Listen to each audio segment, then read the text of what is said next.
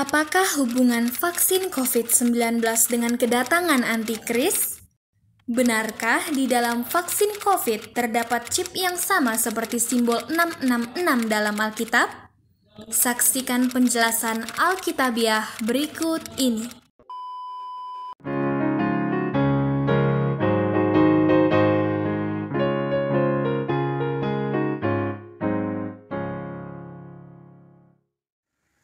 Ya, kembali bersama dengan saya Gembala Are, dan saat ini saya ingin menjelaskan kepada Bapak Ibu atau mengulas mengenai angka 666 ya, yang sering dikatakan itu adalah lambang daripada antikris. Ya, dan saat ini hal itu sedang rame dari dulu juga ya, rame karena vaksin ya, vaksin COVID itu dianggap adalah bagian daripada strategi antikris ya, atau simbol antikris begitu, sehingga ada orang yang menolak untuk divaksin dan ada sebagian yang menerimanya. Nah, coba kita perhatikan saudara, bagaimana menurut Alkitab ya. Kita tidak boleh bergantung kepada isu-isu yang beredar ya. Ini 2021 ya, di bulan Agustus lagi marak-marak untuk vaksinasi di seluruh Indonesia, bahkan di seluruh dunia, dan terjadi penolakan dari baik itu dari pihak gereja atau pihak kekristenan secara umum yang menolak karena dikhawatirkan bahwa vaksin itu mengandung yang namanya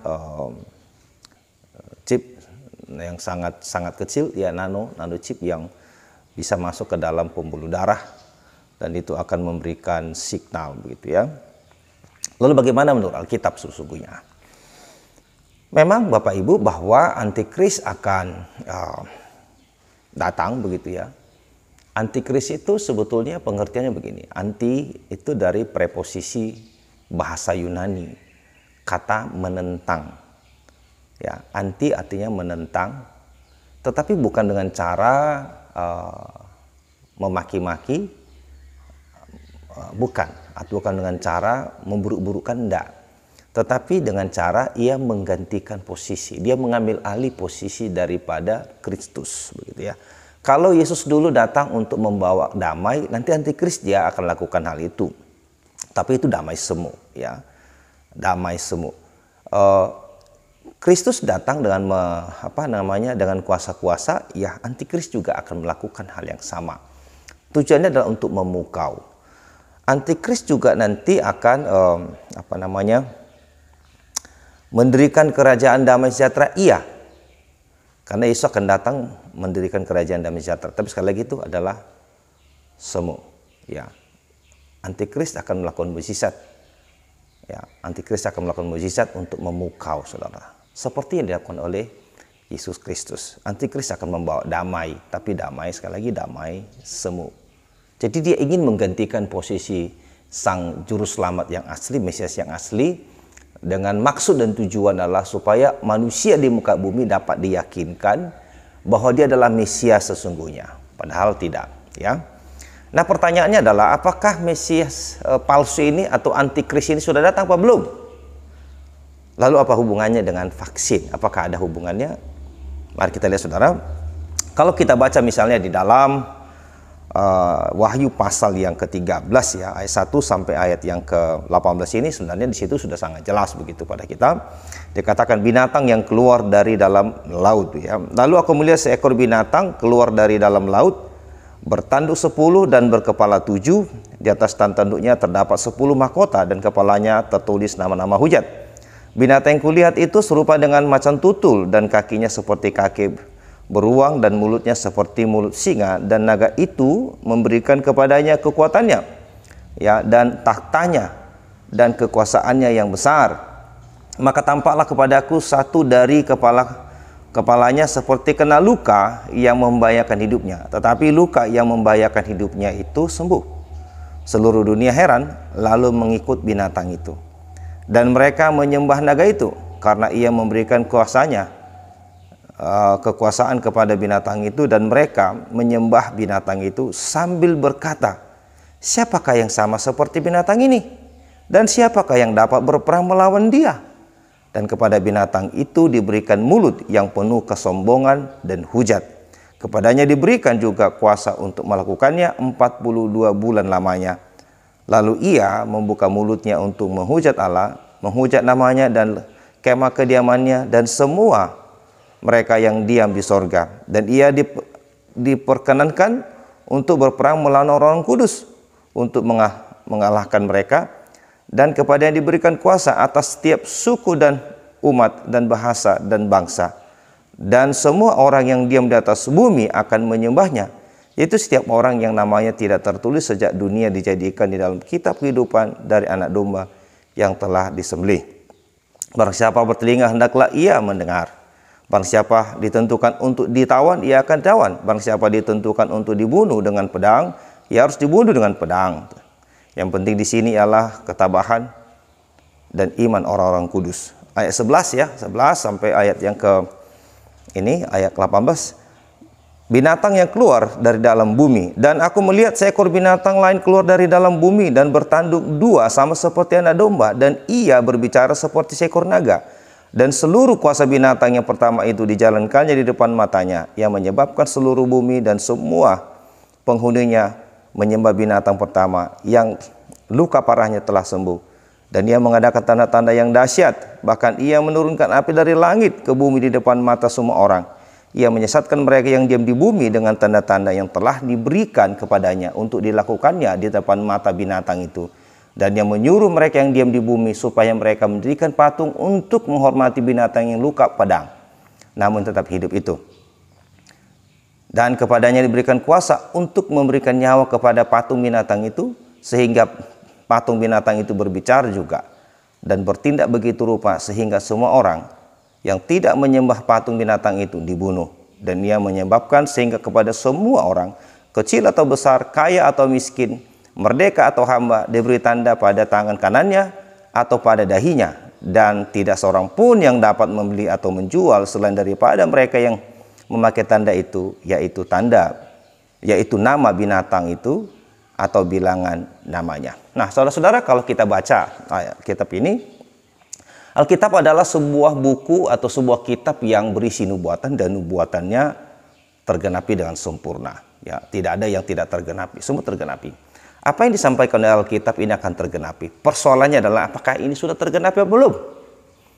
Ya, kalau kita baca secara kronologis Bapak Ibu ya, Wahyu pasal 1 sampai pasal 3 itu berbicara tentang gereja. Mulai dari gereja awal sampai kepada akhir daripada gereja itu bertugas. Ya, situ ada tipikalnya ya di dalam mulai pasal 2 dan pasal 3 ya, gereja Efesus ya, itu sebenarnya tipologi daripada atau model daripada gereja-gereja yang akan ada begitu ya. Dan pada pasal keempat, nama gereja tidak lagi disebutkan. Itu artinya orang-orang percaya yang menggabungkan dalam setiap gereja yang benar dan alkitabiah itu sudah terangkat. Ya, peristiwa ini akan terjadi ketika gereja itu sudah terangkat. Ketika orang-orang percaya telah diangkat, bertemu dengan Sang Juru Selamat di atas awan-awan. Sesuai dengan 1 Tesalonika pasal 4 ayat 13 sampai 18. Sebab apa? Sebab di dalam 1 Tesalonika pasal 5 ayat 9 dikatakan bahwa kita tidak akan masuk di dalam kesusahan itu begitu ya. Kenapa tidak masuk? Karena kita tidak ditetapkan untuk masuk ke dalam hal itu. Kalau kita baca misalnya di dalam 1 Tesalonika 5 ayat yang ke-9 ya, sebenarnya itu secara ini keseluruhan ya. Ayat 2 dikatakan, karena kamu sendiri tahu benar-benar bahwa hari Tuhan datang seperti pencuri pada malam ya. Ayat 9, nah karena Allah tidak menetapkan kita untuk ditimpa murka, tetapi untuk beroleh keselamatan oleh Yesus Kristus Tuhan kita, yang sudah mati untuk kita, supaya entah kita berjaga-jaga, entah kita tidur atau hidup bersama-sama dengan Dia ya. Nah, jadi Alkitab sudah memberikan sebuah penegasan kepada orang percaya bahwa orang percaya tidak masuk dalam masa tribulasi atau masa kesusahan Yakub. Di mana 7 tahun akan ada masa penderitaan di bumi, di mana Tuhan akan mencurahkan murkanya di sana. Apakah orang percaya masuk? Tidak. Kita dengan tegas mengatakan tidak.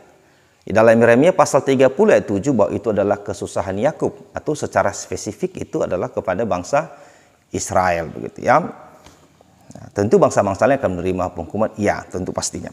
Nah, kita lihat saudara, di dalam Wahyu pasal 13 ayat 1 sampai ayat yang 18 ini berbicara Tritunggal daripada iblis atau Tritunggal daripada Satan. Kalau kita baca pasal 13 itu ya, bahwa ayat 2, binatang yang kau lihat itu serupa dengan macan tutul, dan kakinya seperti kaki beruang, dan mulutnya seperti mulut naga. Dan naga itu memberikan kepadanya kekuatannya dan tahtanya dan kekuasaannya yang besar. Naga itu mana? Itu adalah, kalau kita flashback ke belakang, dialah malaikat yang jatuh. Dia yang menggoda Adam, ya, dia punya kuasa, ya tentu begitu. Lalu dia di dalam akhir zaman nanti ya, dia memberikan kuasanya kepada binatang, yaitu antikris, saudara. Antikris itu adalah orang yang memakai simbol kekristenan. Ya, kalau kita baca di dalam 2 Tesalonika pasal 2, ya, 2 Tesalonika pasal 2 ayat 1 sampai seterusnya, bahwa sesungguhnya antikris itu salah satu dari antara kita, gitu ya. Itu yang harus Anda perhatikan, dia 1 Yohanes 2 ya, 1 Yohanes 2 ayat seterusnya ya. Di 1 Tesalonika pasal 2 ayat 2 Tesalonika pasal 2 itu nanti antikris itu akan menyatakan diri di bait Allah bahwa dia adalah Allah, begitu ya. Nah, saya bilang tadi Tritunggal daripada Satan. Ini naga itu memberikan kekuatannya, kuasanya, tahtanya kepada antikris ya, yaitu binatang yang keluar dari dalam laut yang berkepala 7 dan bermahkotakan 10. Nah, antikris di sini disimbolkan dia binatang yang buas, begitu ya. Dia punya kepala 7 dan punya mahkota 10. Ini menunjukkan bahwa dia sangat pintar, dia cerdas, begitu. Bagaimana dia bisa menguasai dunia itu bukan dengan perang, tetapi dengan diplomasi, begitu ya. Meyakinkan orang. Dan itu dibantu oleh binatang yang keluar dari dalam bumi. Nah, ini Tritunggal yang ketiganya, begitu ya. Pribadi ketiganya. Ya, kalau dalam Alkitab Tritunggal asli Bapa, Anak dan Roh Kudus, ya. Jadi binatang yang kepala 7 tadi dan yang 10 mahkota itu mengalami kepalanya, salah satu kepalanya atau beberapa kepalanya itu mengalami luka dan sembuh. Dan semua, ya coba kita perhatikan, dan semua manusia di muka bumi itu memujanya. Kita baca ayat 3. Maka tampal kepadaku satu dari kepalanya seperti kena luka yang membahayakan hidupnya, tetapi luka yang membahayakan hidupnya itu sembuh. Seluruh dunia heran, lalu mengikut binatang itu, dan mereka menyembah naga itu karena ia memberikan kekuasaannya kepada binatang itu, dan mereka menyembah binatang itu sambil berkata, siapakah yang sama seperti binatang ini, dan siapakah yang dapat berperang melawan dia? Nah, di sini kita dapat melihat bahwa pada masa itu nanti seluruh dunia, tentu yang namanya tidak tercatat dalam kitab kehidupan yang sudah Allah tahu, itu akan menyembah binatang itu, akan menyembahnya. Sama itu seperti orang yang percaya kepada Yesus Kristus sebagai Tuhan dan Juru Selamanya. Mereka akan menyembah Dia, memuliakan Dia, begitu. Hari ini saudara, bangsa-bangsa apakah menyembah antikris secara langsung? Belum. Ya, belum ya. Ada ateis tidak percaya dengan itu, ada Islam, ada Kristen, ada Yahudi, tidak. Jadi simbol 666 itu belum terjadi. Tetapi pasti akan terjadi, ya.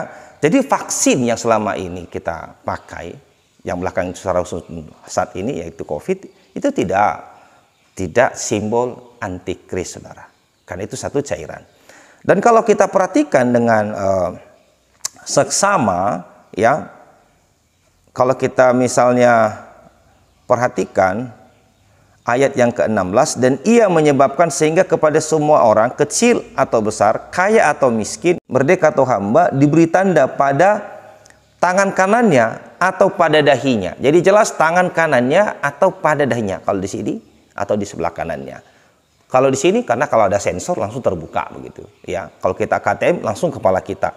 Ya, kalau enggak nanti di tangan. Begitu menyentuh dia akan langsung terbuka. Jadi itu adalah zona yang paling aman untuk diletakkan mungkin chip seperti itu ya, yang super kecil. Ya, tetapi bukan vaksin, karena vaksin itu cairan. Kalau dia memang 1 juta kali lebih kecil atau sama dengan virus, maka tubuh kita akan merusaknya, ya, dan tidak akan berfungsi. Tapi kalau itu chip, ya, sebesar biji padi misalnya, itu tidak akan bisa dirusak oleh tubuh kita. Nah, jadi saudara, simbol 66 itu bukanlah vaksin yang kita pakai hari ini, tetapi sistem itu akan dipakai oleh antikris. Percayalah, sistemnya, di mana nanti manusia akan memang akan disatukan begitu. Tetapi peristiwa, kalau kita baca di sini, secara urut, secara nyata dikatakan bahwa nanti semua manusia akan menyembah dia. Sekarang manusia belum menyembah antikris, saudara, walaupun manusia jahat, ya, belum, saudara. Jadi peristiwa ini belum terjadi sama sekali. Oleh karena itu jangan khawatir untuk vaksinasi, karena itu bicara kesehatan Anda. Dan itu belum simbol daripada antikris. Itu sama seperti beberapa tahun yang lalu, ya, ketika ada kartu eksis, ya, mereka kalau kamu pakai ini maka kamu akan menjadi bagian dari antikris. Tidak juga begitu, ya. Sudah berapa tahun berlalu, tidak ada juga begitu. Dia sudah 7 tahun kalau tidak salah, ya. Nah, jadi sekarang yang harus kita perhatikan dalam bahwa peristiwa daripada pemaksaan chip 66 kepada manusia, 666 kepada manusia itu harus terjadi dulu pengangkatan. Itu yang pertama. Yang kedua, saudara, bangsa Israel harus sudah termeterai 144.000 orang. Hari ini sudah termeterai? Belum. Apakah orang Yahudi sudah menerima Yesus Kristus sebagai Tuhan Juru Selamatnya? Belum, saudara. Bait Allah harus sudah berdiri. Ya, bait Allah sudah harus berdiri, karena di dalam bait Allah itu nanti dia akan menyatakan dirinya, ya, sebagai Allah. Jadi semua itu belum terjadi. Ya, gereja belum terangkat, bangsa Israel belum termeterai 144.000 orang, artinya bangsa Israel belum percaya kepada Yesus Kristus sebagai Tuhan dan Juru Selamat mereka, belum, saudara. Sampai detik ini. Persentase daripada Kristen di Israel hari ini itu hanya 2%. Ya, hanya 2%. Anda boleh lihat gitu, ya. Jadi sekali lagi, supaya tidak risau, tidak membingungkan, apa yang dimuatkan Alkitab akan terjadi. Ya. Simbol 666 atau tanda binatang itu akan disematkan kepada manusia. Dan antikris itu akan sukses dan berhasil meyakinkan manusia bahwa dia adalah Mesias. Supaya manusia diyakinkan bahwa dia adalah Mesias, maka ia akan melakukan tanda-tanda, kuasa-kuasa dan mukjizat. Ya. Dan dunia akan mengatakan, siapakah seperti dia? Antikris itu akan membuat dunia seolah-olah damai. Dan itu hanya damai semu dan sifatnya sementara. Mesias yang asli akan mendirikan kerajaan damai sejahtera. Itu 1000 tahun lamanya. Jadi saudara, Anda perlu perhatikan baik-baik bahwa tanda binatang itu belum, saudara. Tetapi nanti akan muncul. Yang perlu Anda perhatikan adalah apakah iman Anda sudah benar atau tidak. Kalau iman Anda belum benar, maka ketika terjadi pengangkatan dan nafiri berbunyi, maka engkau akan tertinggal dan akan masuk ke dalam pemerintahan antikris. Dan engkau akan terpaksa dan dipaksa untuk menyembah dia. Kalau engkau tidak menyembahnya, engkau akan dimatikan. Engkau akan dihukum mati, engkau tidak bisa membeli dan tidak bisa menjual apapun, saudara. Karena semua harus memakai legalitas dari antikris. Jadi, Anda harus punya iman yang benar.